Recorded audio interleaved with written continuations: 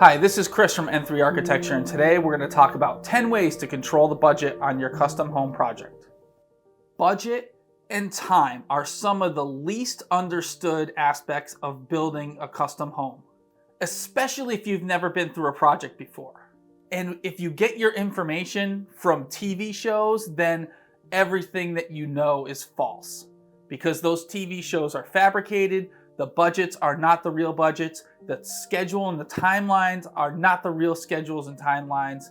But today we're talking about budget. So when you look at those TV shows, you gotta understand that a lot of the materials and the equipment and the products are donated by the sponsors. And then on top of that, they don't even consider the full cost of labor into those budgets. So if you watch a TV show and you see a renovation and the budget is $100,000 or $200,000, chances are the real number is at least double that. And if you have never been through a project before, or if you're not a contractor or an architect, or if you have no way of truly understanding what the actual numbers would be, how do you go about setting that budget in the beginning of a project?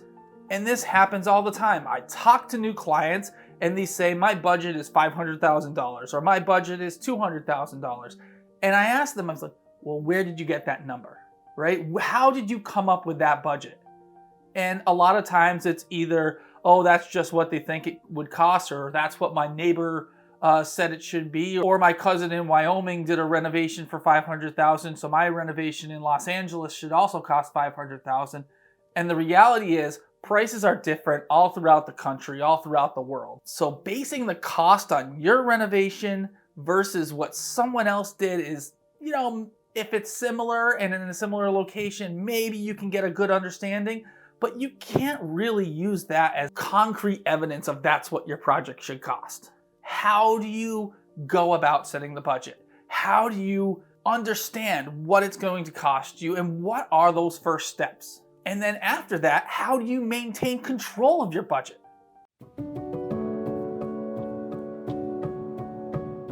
So let's get into the 10 tips on how you can control your budget. And tip number 1 is understanding your total cost for the project. And I've mentioned this in other videos if you've watched those, but the construction cost does not equal your total budget. You're going to have many other fees that are added on top of that. Some of those fees could be the cost to purchase the land, the cost to get a survey, the cost for your architect, the cost for any engineers like a structural engineer or a civil engineer or a wetlands consultant, the cost if you have to have a septic system designed or a well installed.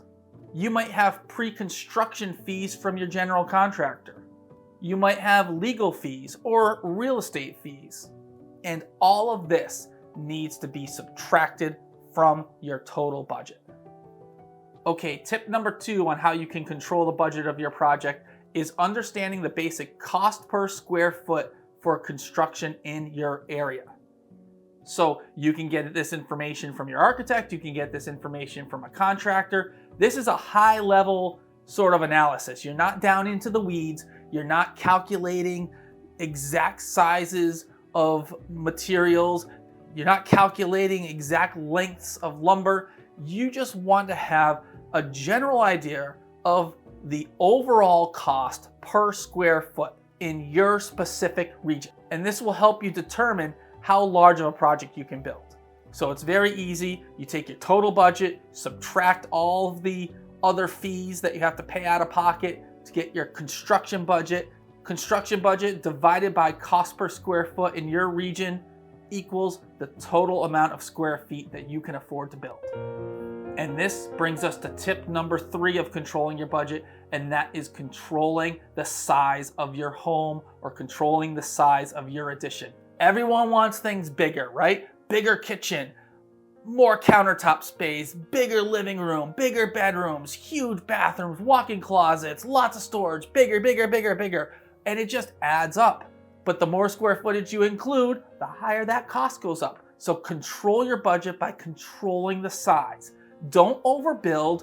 Don't build on what you think you should have. Build on what you actually need and what you will actually use.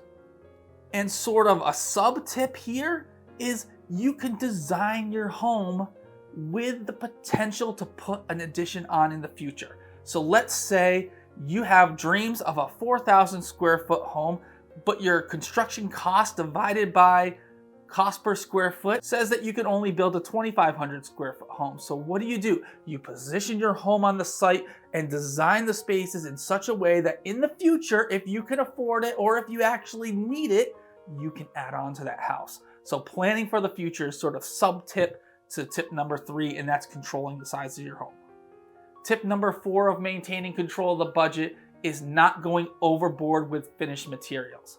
I will always say that the size of the house matters more in controlling the budget than the finished materials do, but let's face it, you can go overboard with the finished materials, and that can certainly drive up the cost of your project. So there's a couple ways to go about this. Number 1, don't get too hung up on needing to have a certain type of finished material in your home.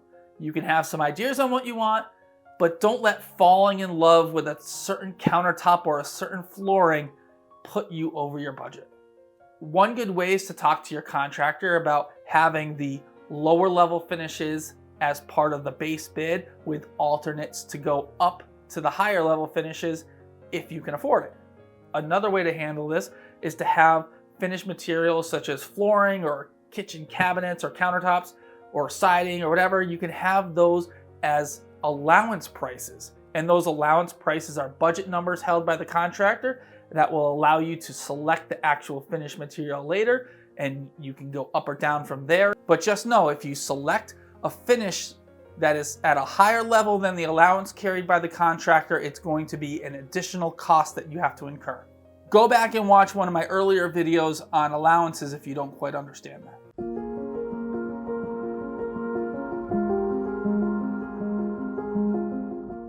Tip number 5 on maintaining control of your budget is to plan for other costs, such as landscaping, hardscaping, driveways and patios and that sort of stuff, and other structures that you might want to have on your property, like a shed or a pool house or a pergola or a workshop. Those things, especially like the sheds and the pergolas and the patios, sometimes that can get overlooked when you're thinking about your construction budget, because you have a construction budget, you talk with your contractor, but guess what? The contractor didn't carry landscaping, the contractor didn't carry a shed, all right? So you got to plan for those other costs and then back that construction number down. So you can take this tip and go back to tip number 1, readjust your numbers and go from there.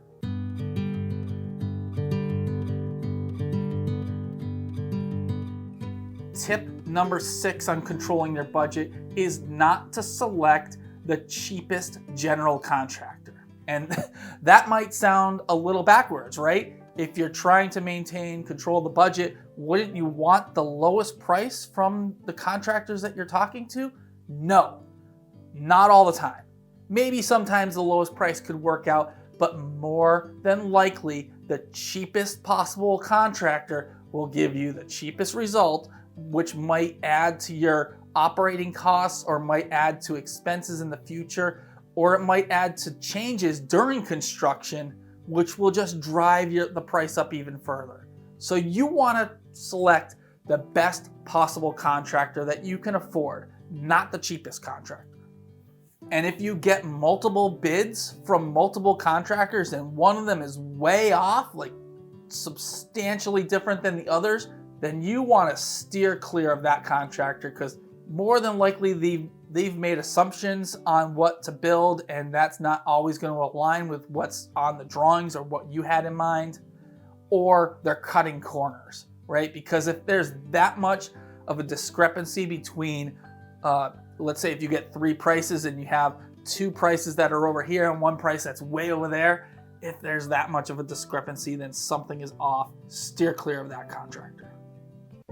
Okay, so we're on to tip number 7, and that is to carry a contingency fund for your project. I recommend 10% of the total construction cost to be carried as contingency. And essentially what this is, it's just a reserve amount of money that you can tap into if surprises come up. And guess what? It's construction. Surprises happen on every project. Nothing goes exactly as planned, even in new construction. Things will go wrong. material prices will go up. That contingency fund will allow you to maintain control of your total budget. So again, we're back to recalculating sizes and square footage. So you have total maximum budget minus all the other fees, minus contingency, divided by cost per square foot to get you the size house that you can build. And the good thing about the contingency is if, let's say, nothing goes wrong or things don't go, or material costs don't go up, or there's no real surprises, you can either A, just have a total final cost that was less than what you were planning for, which great, or B, you can use that extra money to upgrade some of the finishes or do a little extra work. So carrying the contingency, accounting for the contingency is very important in controlling the budget for your project.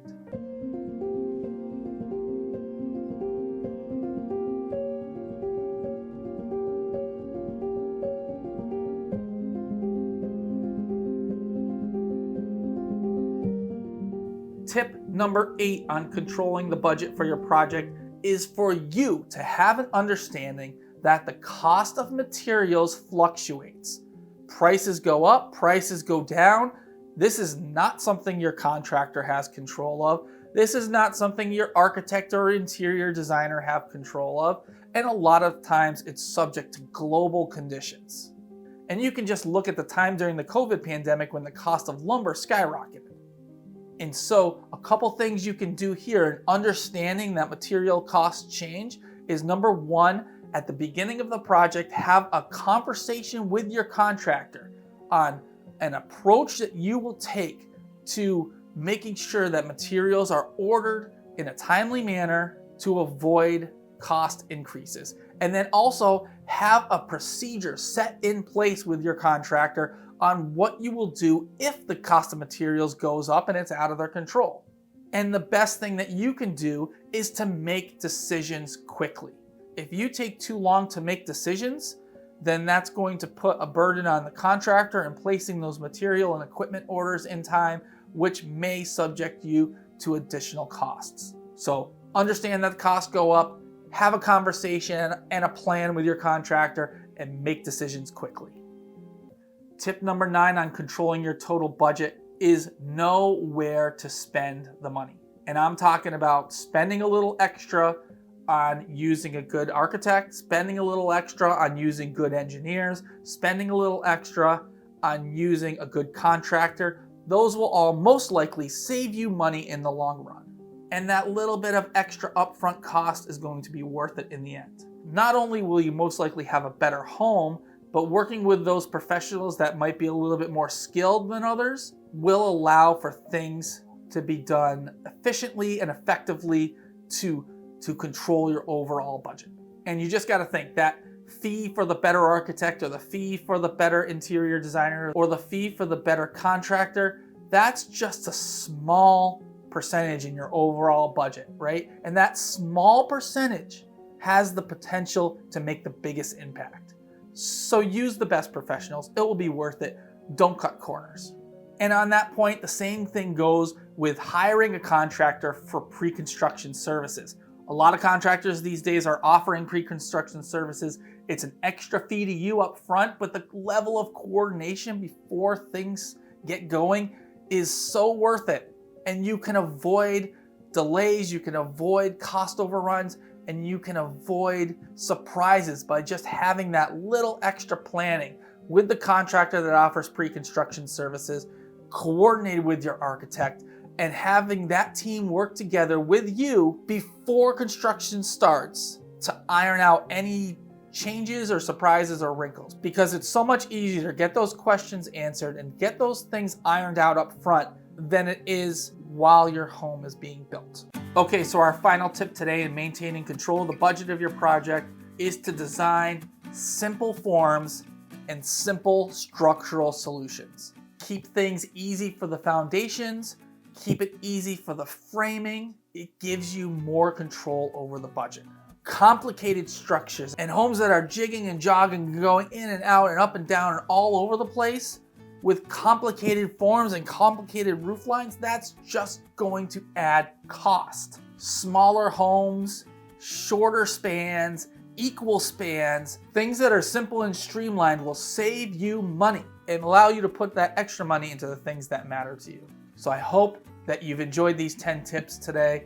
If you have a tip, leave it in the comments below and we'll see you in the next video. Thanks.